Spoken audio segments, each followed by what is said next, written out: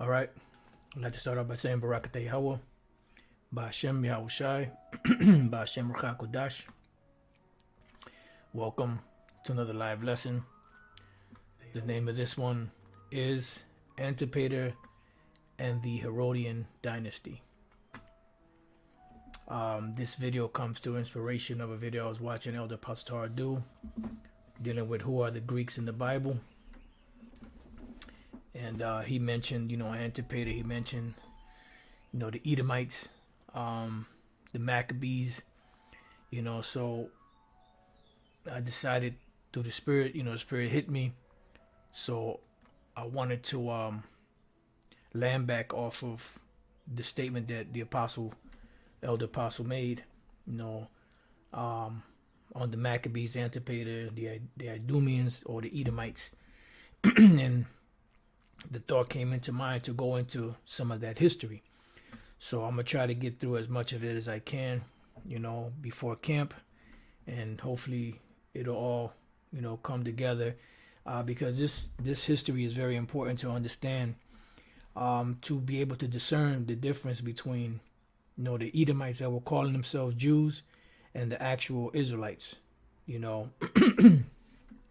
So when we deal with the family of Antipater, which is an Idumean, right? We jump down here and it says, note on husband Antipater plus of Idumea. Antipater the first, the Idumean, died 43 BC, was the founder of the Herodian Dynasty and father of Herod the Great. And this is where Herod the Great got his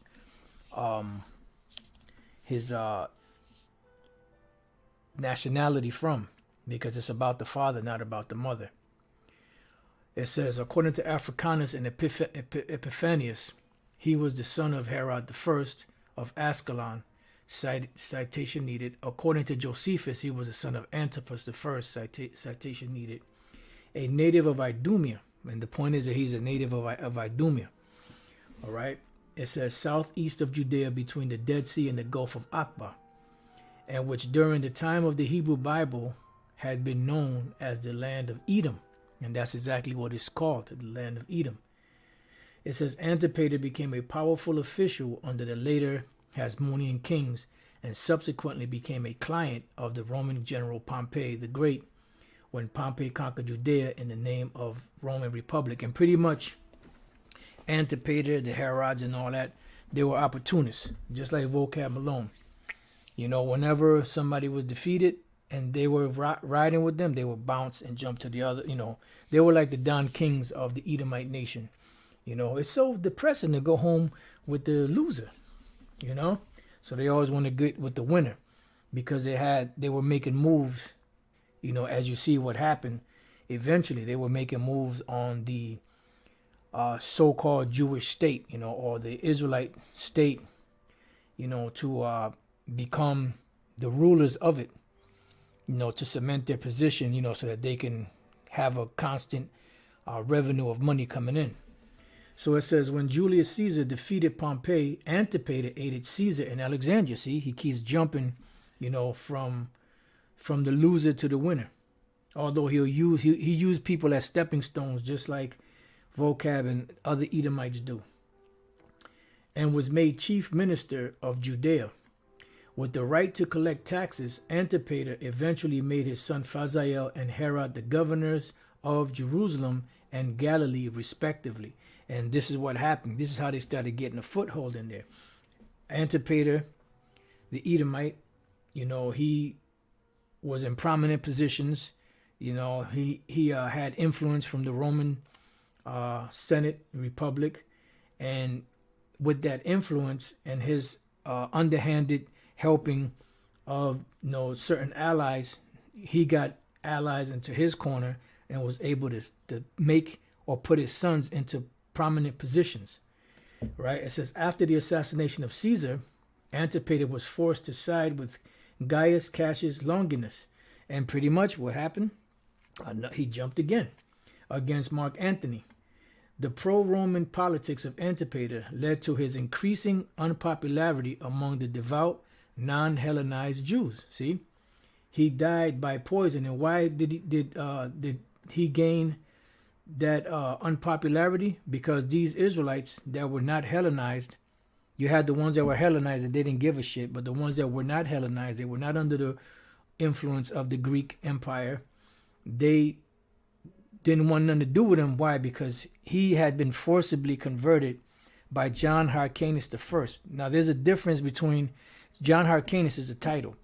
You had John Hyrcanus I and you had John Hyrcanus II.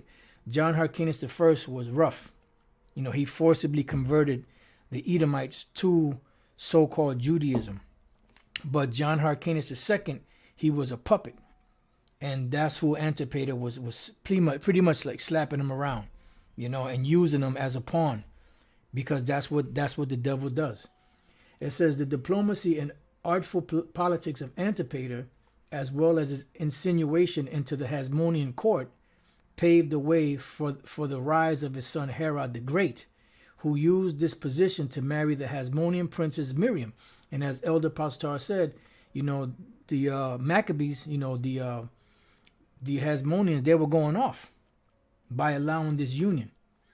Because just because they were forcibly converted, so what? And we're going to read on further, and you're going to see, you know, the pretty much the disdain that certain Israelites had against this family. Endear himself to Rome and become king of Judea under Roman influence. Yeah, because Herod himself was also kissing up to the Romans. It says Antipater was married to Cypros, a Nabatean noblewoman. They had and this is why they say that the Edomites are so-called Arabs, because Antipater married this woman, you know, of the Nabateans. So they're saying, well, that's why the Edomites are Arabs. Now let's go real quick to Genesis 25 and 25, right? It says, and the first came out red all over like a hairy garment, and they call his name Esau. Now when we look up the name Esau from the Hebrew word Aishah, and you're not going to find Aishah or Aishashwa, you know, unless you do some research.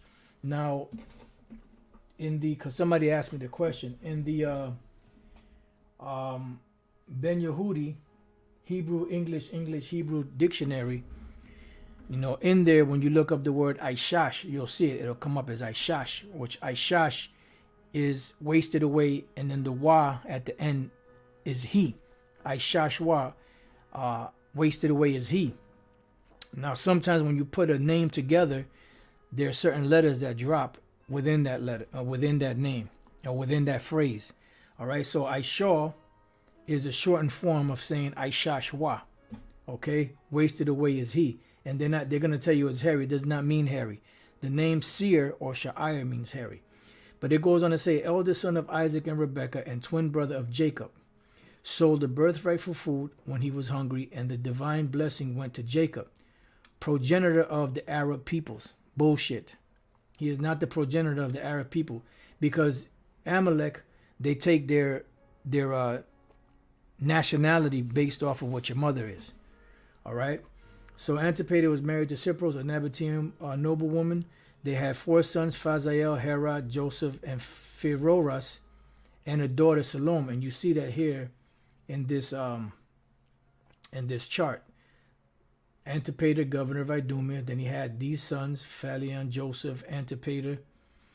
You know, and then Antipater married Cypros, the Arabian princess, right? This was their father. Then down here you had Antipater. He had sons: Phazael, Herod, Joseph, Pheroras, and Salome. This was their daughter. These were their 4 sons. And here Herod married Princess Miriam of the Hasmonean family. You know, so on and so forth. All right. So going back, it says they had 4 sons. Blah blah blah blah blah. One of several Salomes among the Herodians. Yeah, because this was a popular name. Just like Herod was a popular name, Salome was a popular name, Antipater was a popular name among the Edomites. It says Antipater was a wealthy man and was favored by his fellow Idumeans. Josephus, from whom the details of Judean politics in this period are derived, described him as seditious in his nature. Yeah, because his whole thing was about who is the most popular, or who is the most powerful, or who is winning.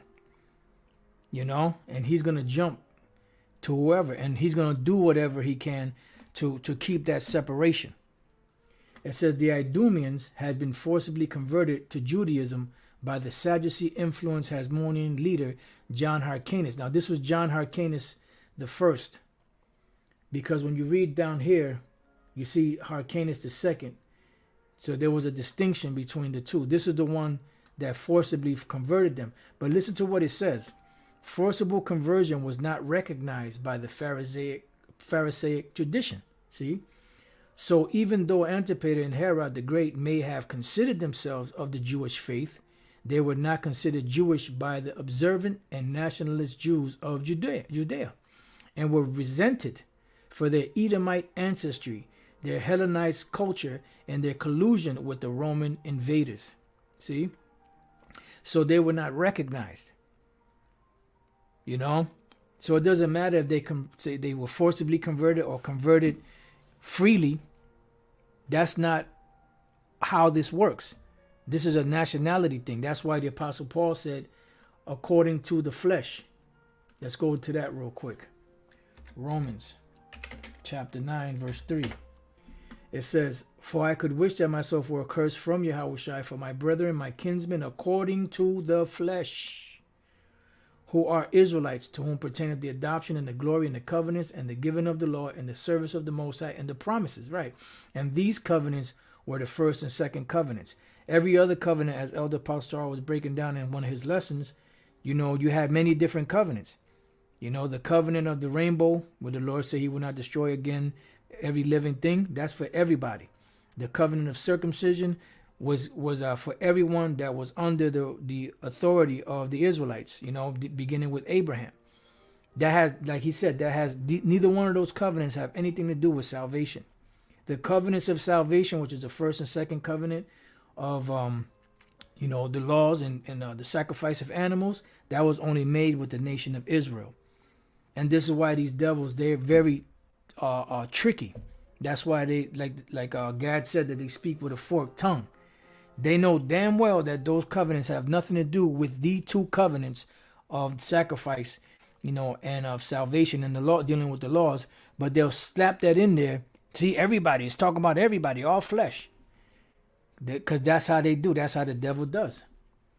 Anyways, going back, it says, activity in the Hasmonean court, Antipater laid the foundation for Herod's ascension to the throne of Judea, partly through his activities in the court of the Hasmoneans, the heirs of the Maccabees, who were the hereditary leaders of the Jews, and partly by currying favor with the Romans, who made him the first Roman procurator of Judea. So as Apostle said, they were going off by forcibly converting these dudes these people into our faith. It says Antipater insinuated himself into the party of Hyrcanus II in his contest for power with his brother Aristobulus II. Both were Hasmonean princes. So these two, Hyrcanus II and Aristobulus II, they were Israelites that were in contest for the rulership. And this one here, Aristobulus, I believe this was the last of the rulers of the Hasmonean dynasty. And this is where, after he was put to death by the Romans, I believe it was, this is where Herod was inserted, because Herod made according to the history that I remember, Herod made a agreement with the Romans, to, I believe it's to keep him in power, something along those lines. Forget how it was, and they ended up putting him to death, and ended up putting Herod up in there. So I'm not sure if it was through underhanded tactics, but I wouldn't be surprised, because like I said, it was a while ago. This was years ago when I went over this history, and I don't really remember it fully, but it's something along those lines. If you want to find out, you could go and do the research. Both were Hasmonean princes. Their father, Alexander had made Antipater general of all Judea. See, so they were going off, right, putting these devils into these higher positions. For he had a rapport with the Arabians. Hyrcanus succeeded his mother as ruler, but bowed out in favor of his younger brother Aristobulus. But Antipater continued to support Hyrcanus, and he advised Hyrcanus to put himself under the protection of the Arabian king Aretas III in Petra. Together they would attack Aristobulus in Jerusalem. Pompey put down the trouble and made Hyrcanus the ethnarch of Judea. Antipater remained in charge of affairs of the state.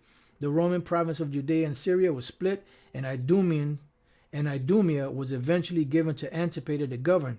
These divisions would later be seats of power for the Herodian descendants of Antipater. When Caesar defeated Pompey, Antipater aided Caesar in Alexandria and was made chief minister of Judea.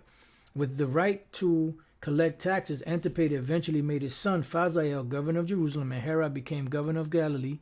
After the assassination of Caesar, Antipater was forced to side with which you read that already. It says, but here's we had already read this, I believe. Well, let's read that anyway. It says, the pro-Roman politics of Antipater led to his increasing unpopularity among the devout, non-Hellenized Jews, and he was poisoned. The diplomacy and artful politics of Antipater, as well as his insinuation into the Hasmonean court, paved the way for the rise of his son Herod the Great, who used this position to marry the Hasmonean princess Miriam, endear himself to Rome, and usurp the Judean throne to become king of Judea under Roman influence. And this is why Amalek says that you are a Jew based off who your mother is, because Herod actually married an Israelite woman. She was a princess among the Hasmoneans. And like Elder Pastor said, they were going off by doing all of this. You know? You got John Hyrcanus I. It says, although he struggled in vain to destroy Ptolemy, he successfully thwarted Syrian incursion by alliance with Rome and conquered the unfriendly neighboring territories of Samaria and Idumea, Edom. He forced Idumea to convert to Judaism, the first example of conversion imposed by the Jews in their history. And this was frowned upon. It wasn't accepted, as we read here before.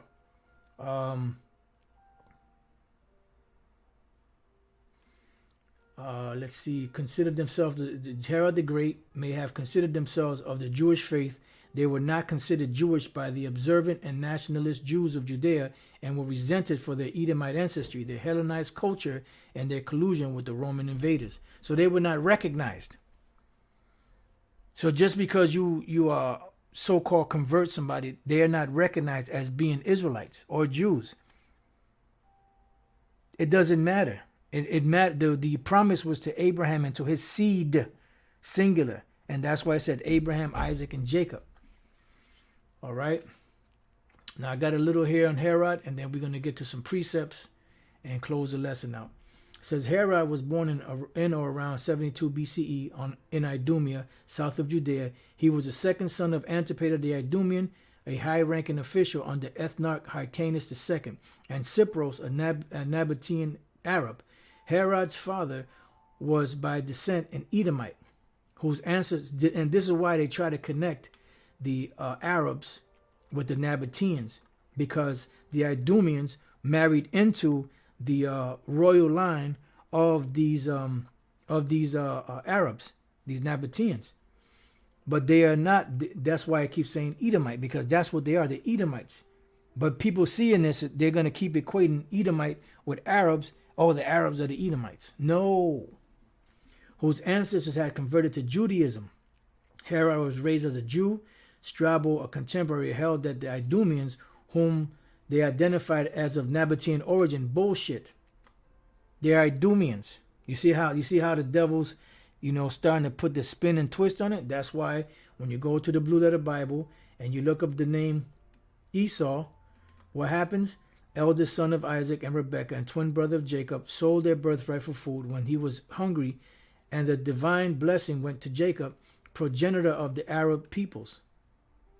And he's not the progenitor of the Arab peoples. They married into the line of the royal line of the so-called Arab people or Ishmaelites, but they're not. They're not. The Nabateans are not Edomites. The Edomites are a separate nation, constituted the majority of population of Western Judea, where they commingled with the Judeans and adopted their customs. See, this is a view shared also by some modern scholarly works, which consider Idumeans as of Arab or Nabatean origin, and it's not. If you read this properly, you understand that Herod was of his father Antipater the Idumean. He married into the royal line of the Nabateans by this woman named Cypros.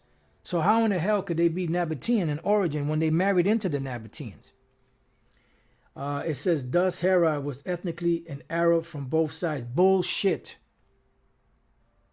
Because the Edomites are Edomites and the Arabs come from Ishmael. Matter of fact, let me see what it says for Ishmael. It should say Arab. Because Ishmael had 12 sons. Let's see what it says for Ishmael.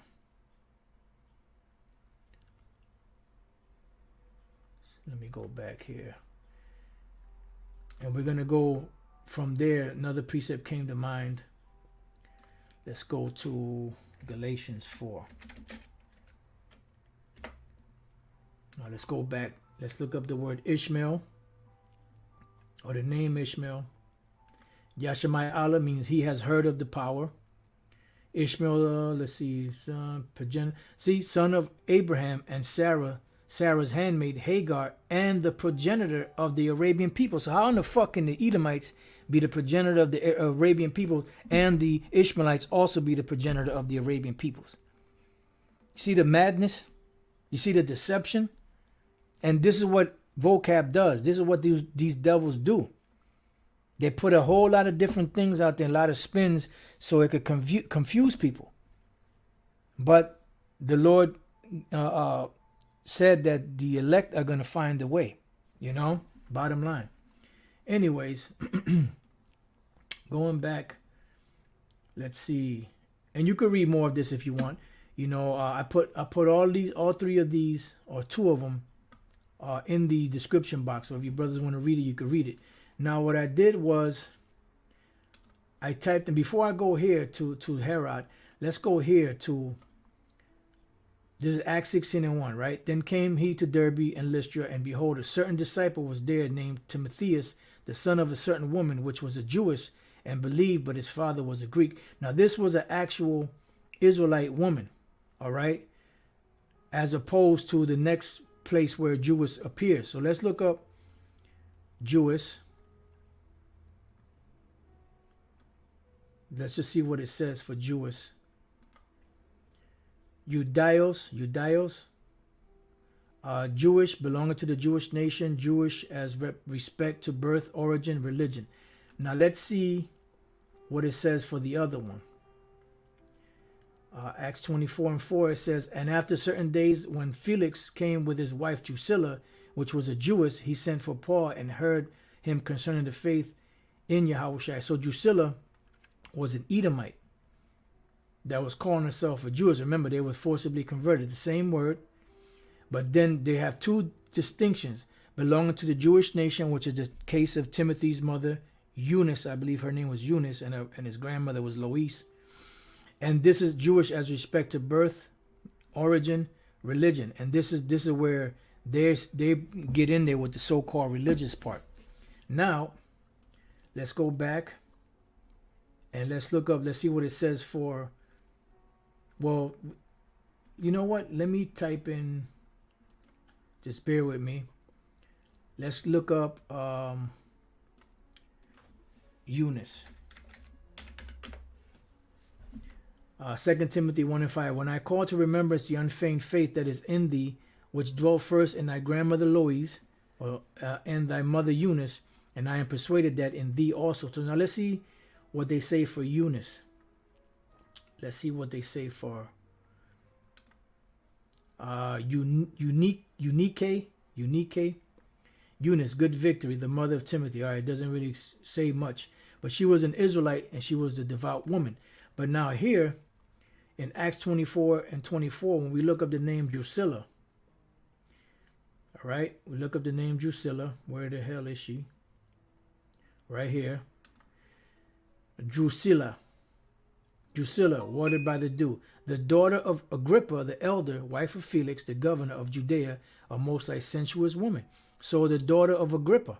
Who is Agrippa? Agrippa is one of the Herods, one of the descendants of Herod. So she's an Edomite that was calling herself a Jewess. But now in the case of Timothy's mother, she was actually an Israelite.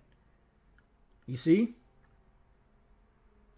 There's a lot of twists and turns, man. Felix, a Roman procurator of Judea appointed by the Emperor Claudius AD 53, he ruled the province in mean, cruel, and profligate manner. His period of office was full of troubles and seditions. 2 years of whole, stolen money, time, Portius Festus, penalty.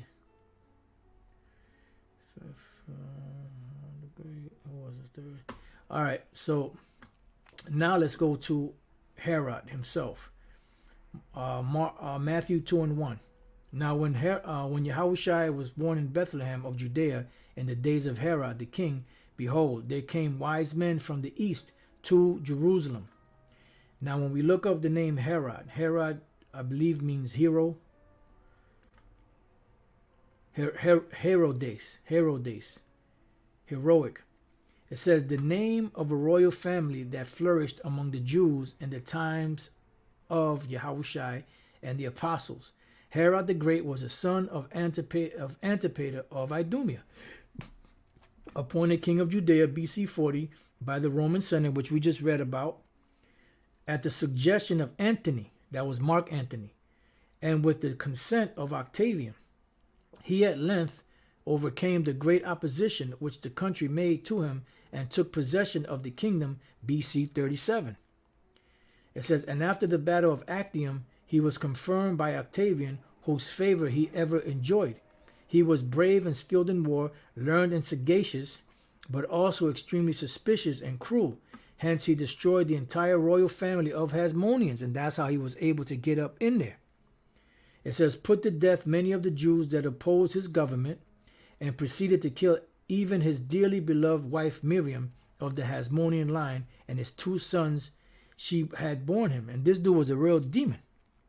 It says, by these acts of bloodshed, remember it says since thou has not hated blood, and especially by his love and imitation of Roman customs and institutions, and by the burdensome taxes imposed upon his subjects, he so alienated the Jews that he was unable to regain their favor by his splendid restoration of the temple and other acts of munificence. He died in the 70th year of his age, the 37th year of his reign, the 4th before the Dionysian era. In his closing years, John the Baptist and Yahushua were born. Matthew narrates that he commanded all the male children under 2 years old in Bethlehem to be slain. Why? Because when you read the history, it speaks about the king of Jerusalem, the king of Israel being born. And he was like taken aback because he's like, what the hell? Because he's the king of the Jews, but he wasn't the rightful king. He was put up in there through underhanded tactics. All right. Then you got, these are his different sons. You had Herod, surnamed Antipas. You had Herod Agrippa I.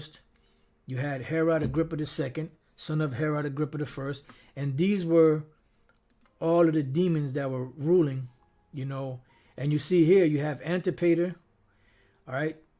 He was governor. Then he had 3 sons. And this Antipater is the procurator of Judea. He was a governor of Idumea. He was a procurator of Judea. And he married Cypros, the Arabian princess. And they had 4 sons and 2 daughters, right? Phaziel, Herod, Joseph, Pheroras, and Salome was the daughter. Herod married Miriam, and these are the sons that they had. This is the daughter, Salompsio, Cypros, Alexander, Aristobulus. And then this individual married Bernice. They had Herod Agrippa I and Herod, king of Chalcis. Over here, he married another woman named Cypros, and this, and I'm sure it goes on and on. And then you have another line over here from another son of the original Antipater, not Antipater the Idumean, but his father. And it goes down the line, boom, boom. So you got to realize that there's a lot. When you see Miriam and Salome, Aristobulus, Herod, Cypros, that's just a common name for those particular individuals. All right. So there was a whole host of, I believe it was 4 altogether, if I'm not mistaken, in the Bible, Herods in the Bible, that ruled, and you could read about them when you read through the books of the Gospel and the book of Acts, because after the book of Acts they do not appear, anymore, as you see right here. See, this is Matthew, right? Matthew, Mark, Luke. They don't even mention them in John. Then you have Acts, and then after Acts 13:1, they don't really mention too much about them. But then you have towards the end of Acts, you have Agrippa. If you type in Agrippa, that'll be another name that comes up. See, Acts 25 and 26. You have Agrippa, and we look up the word Agrippa. Agrippa, hero-like, name of a ruling family in Israel at the time of Yahushua. See 2264 for discussion of the Herods. See, it leads you back to the Herods, which are Herods, or what? Idumeans, Idumean rulers. All right. So that's pretty much it. Like I said, there's a whole lot of history on it, but those are just some of the basic points. With that, I pray that you brothers have been edified. To the next time I say Shalom. And if you want to know more, like I said, just go to the description box and you'll see the links. If you decide you want to do a lesson on it or whatever, or just to know the history, whatever the case may be. So with that, I pray that your brothers have been edified. To the next time I say Shalom.